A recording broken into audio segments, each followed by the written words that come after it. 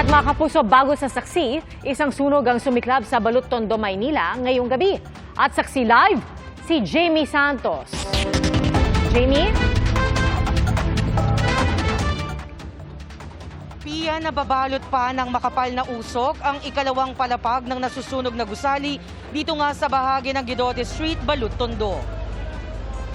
Nagtulong-tulong ang Bureau of Fire Protection at Fire Volunteers para apulahin ang sunog na sumiklab sa Guidote Street sa Balud Tondo, Maynila.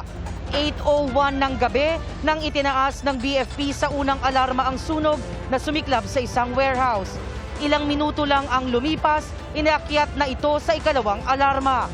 Nakasuot ng mga breathing apparatus ang mga taga-BFP at fire volunteers na pumasok sa loob ng gusali.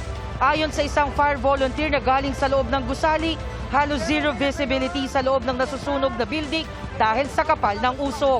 Napaupo nga ito sa gilid nang makalabas mula sa building. Mahirap man daw pasukin ang building pero pinipilit ng mga bumbero i-ventilate ang lugar para maapula ang apoy. Ilan daw sa namataan nila sa loob ng gusali ay ilang electric tools. Patuloy na inaapula ng mga bumbero ang sunog at inaalam ang pinagmulan nito. At yan ang latest mula rito sa Maynila. Para sa GMA Integrated News, Jamie Santos ang inyong saksi.